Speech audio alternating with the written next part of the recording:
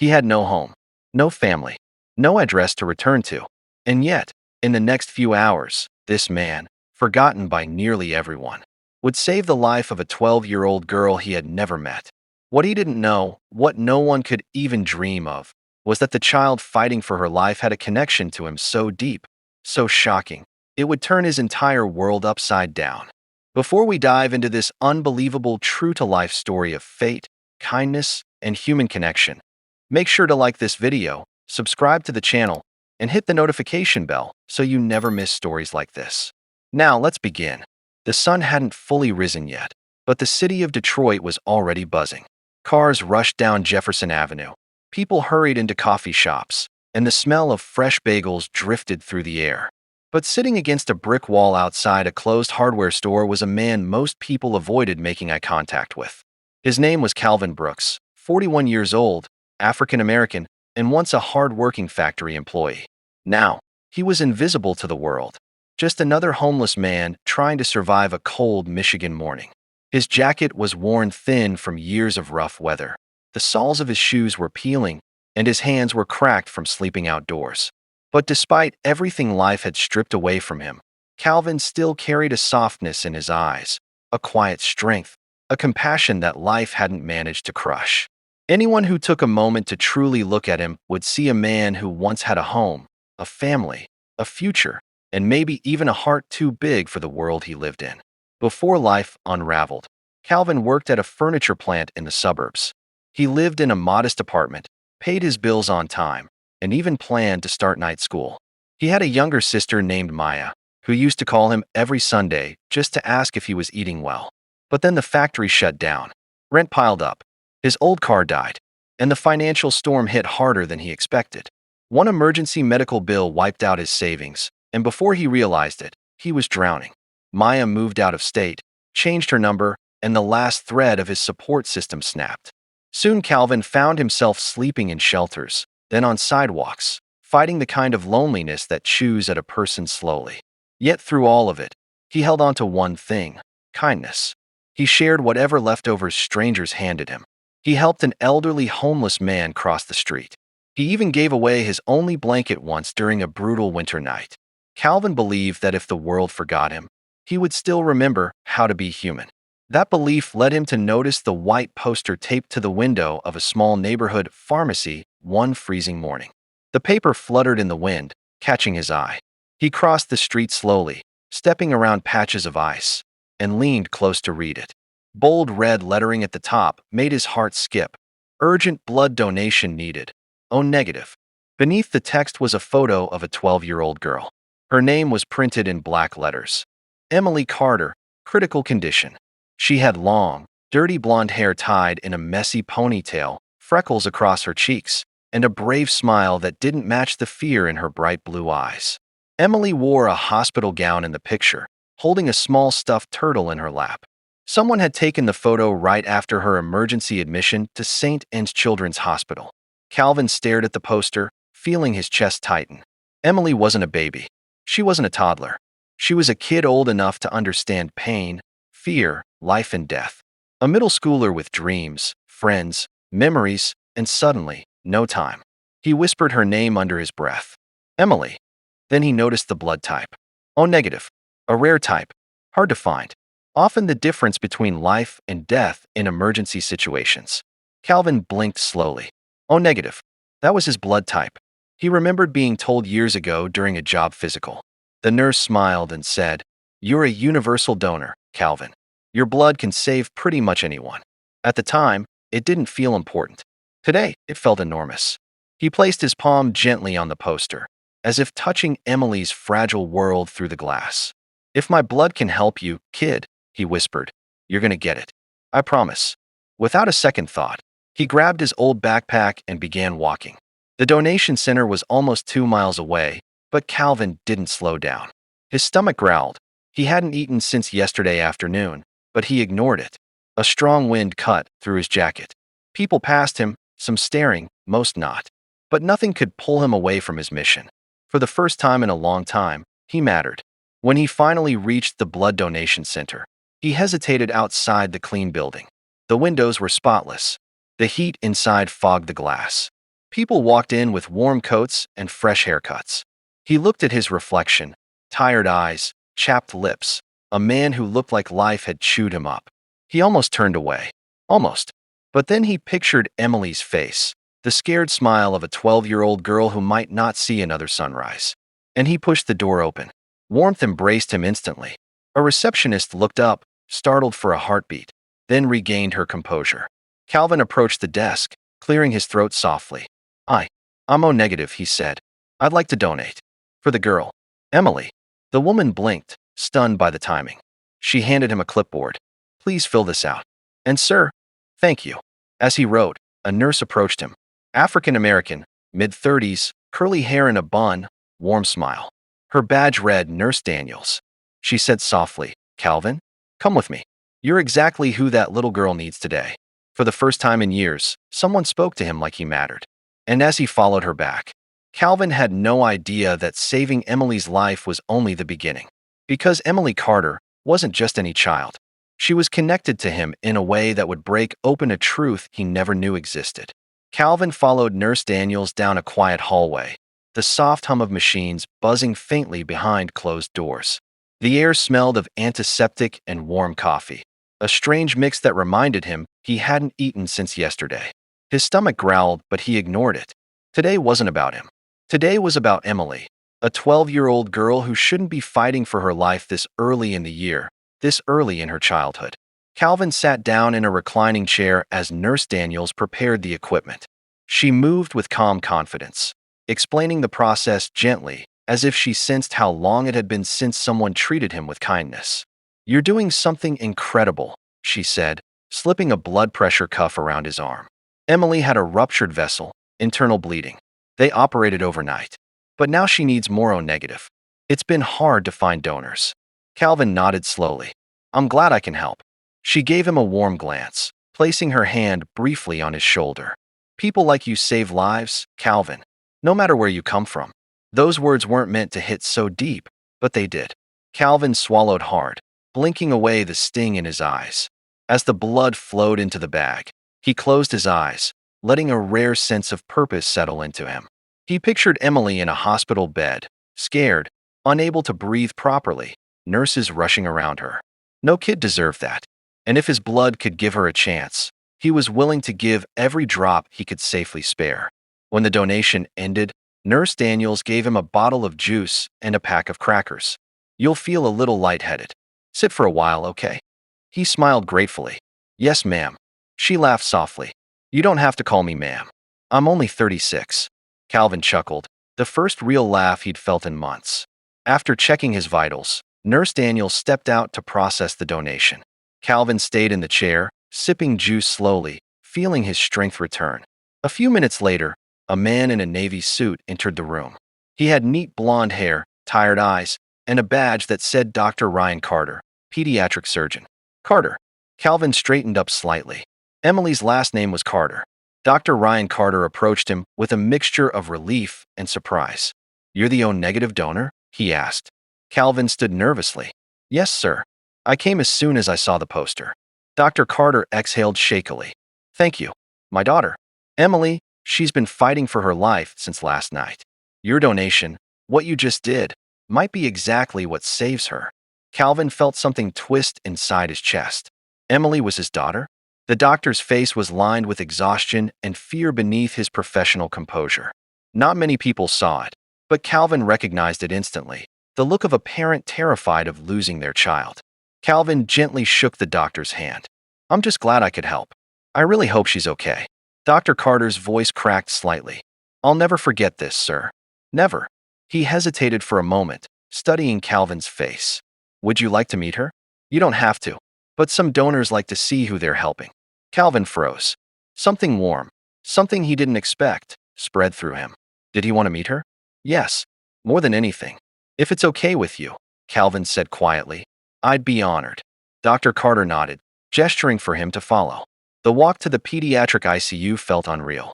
The hallway lights reflected off the polished floors, each step echoing in the silence. Nurses moved with quick precision, whispering updates to doctors, checking vitals on children hooked to machines. When they reached Emily's room, Dr. Carter paused at the door. She's sedated but stable, he said softly. Your blood is already being prepared for the next transfusion.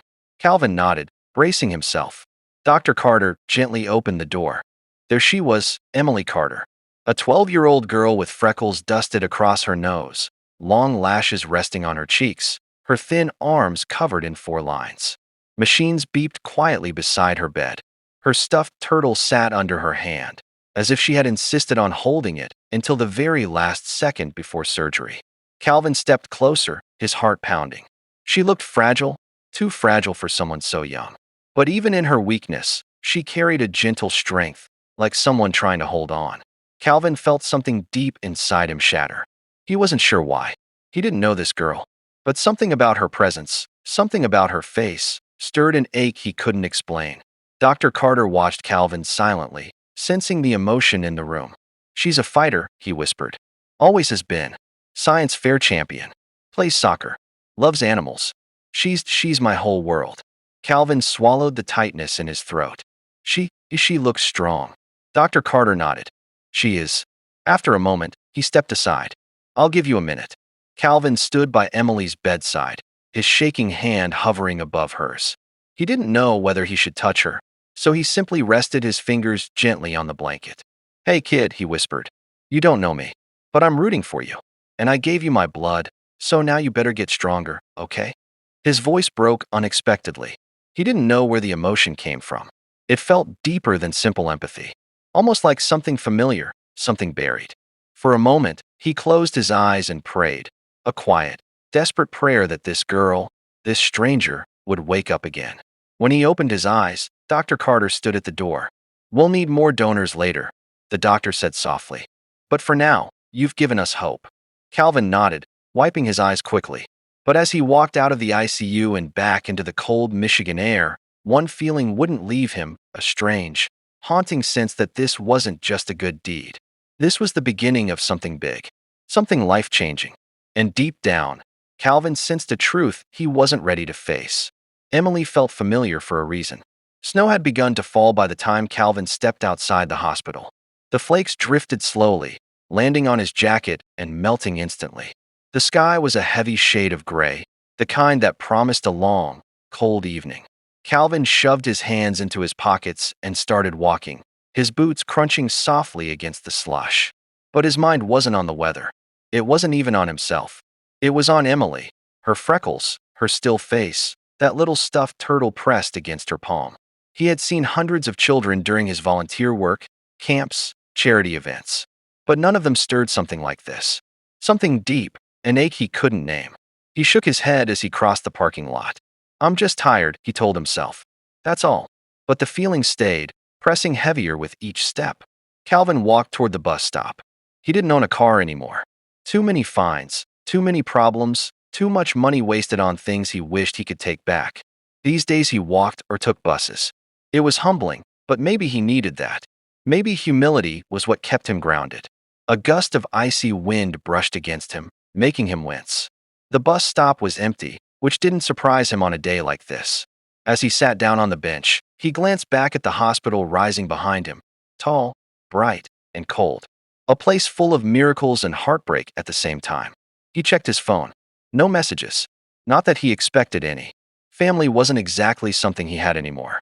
Friends? A few. Close friends? None. People came and went. Calvin learned long ago not to get attached. But today, something felt different. The rumble of a bus engine pulled him out of his thoughts. The doors whooshed open, warm air spilling out. Calvin stepped inside, tapped his card, and found a seat near the back. As the bus pulled away from the curb, he rested his head against the window, watching the hospital fade behind him. But Emily's face didn't fade, not even for a second. Across town, Dr. Ryan Carter stood over his daughter as the nurses prepared the unit of blood that Calvin had donated. Emily looked so small in the oversized hospital bed, her chest rising and falling in slow, shallow breaths. He brushed a strand of hair off her forehead, his heart aching at how pale she had become. Hang in there, sweetheart, he whispered, his voice trembling. Just a little longer. A nurse stepped inside. We're ready for the transfusion, doctor. Ryan exhaled shakily. Let's begin. He watched the red line of blood flow through the tubing, imagining it carrying warmth, strength, hope, all the things Emily desperately needed. And for a brief moment, he wondered about that young man, the donor. There was something about him Ryan couldn't place. Something in his eyes. Something familiar. But he shook the thought away. His mind was too clouded. Too exhausted. Meanwhile, the bus carried Calvin toward the south side of the city. He stepped off near the apartment building where he lived. A small, rundown complex with peeling paint and flickering hallway lights. Rent was cheap, and that was all he could afford. He climbed the stairs to the third floor and unlocked his door. The apartment was quiet, dimly lit, with a sagging couch and a kitchen counter cluttered with unopened mail. He tossed his jacket onto a chair and collapsed onto the couch, rubbing his eyes. He tried turning on the TV to distract himself, but after a minute, he switched it off again. Silence filled the room. His mind, once again, drifted to Emily. Why did she feel familiar? Why did seeing her bring this strange heaviness into his chest?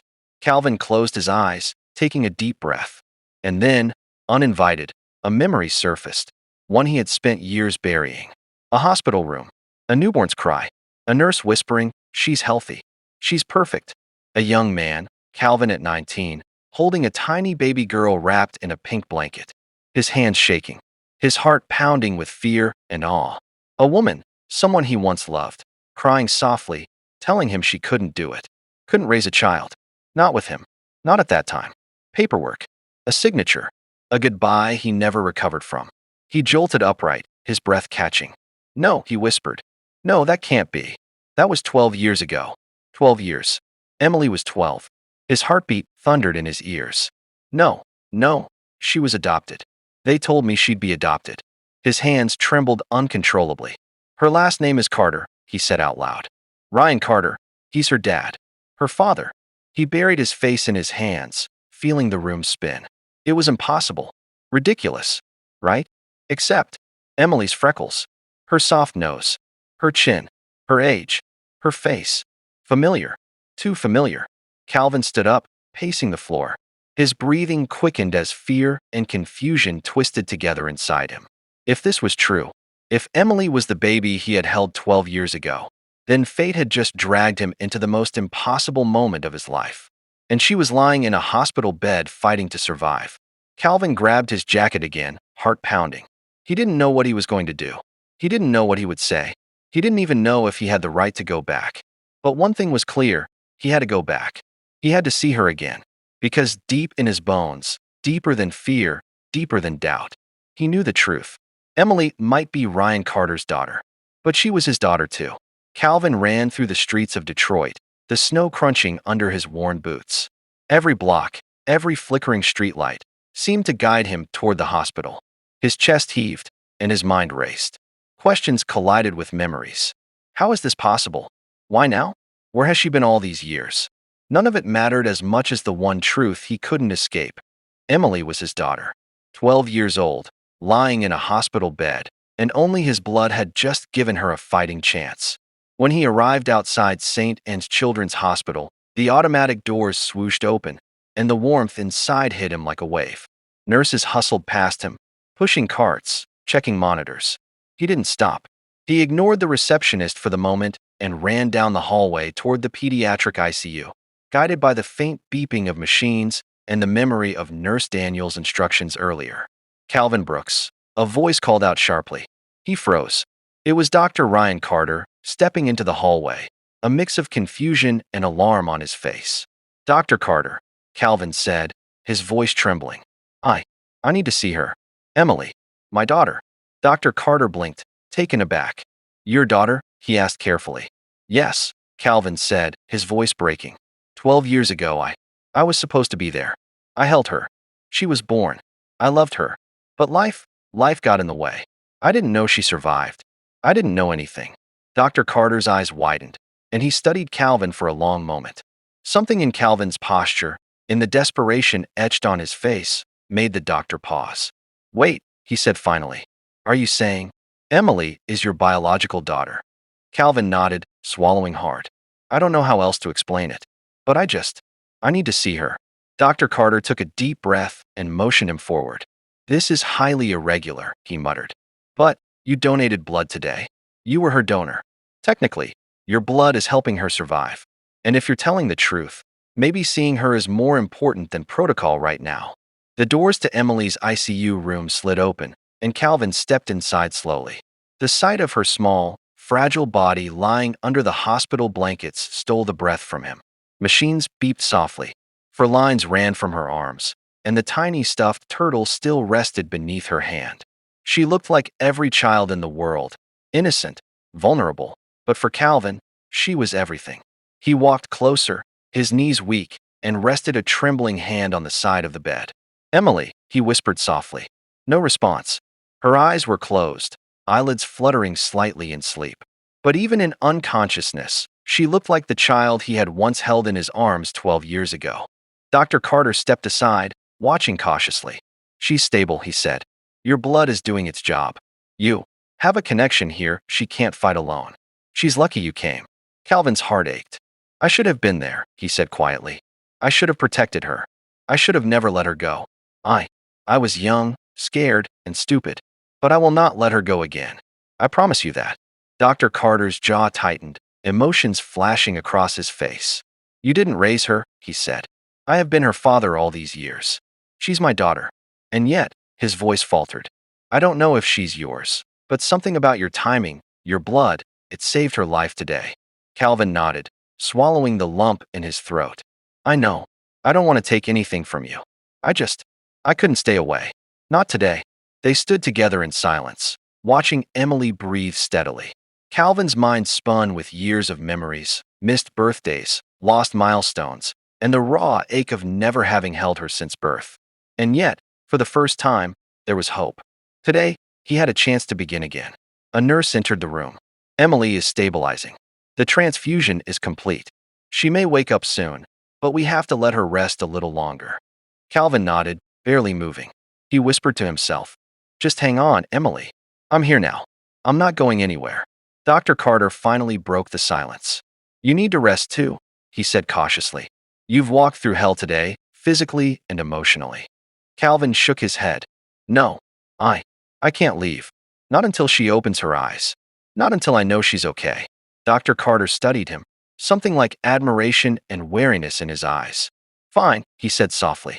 "But if you faint in my ICU, I'm throwing you out."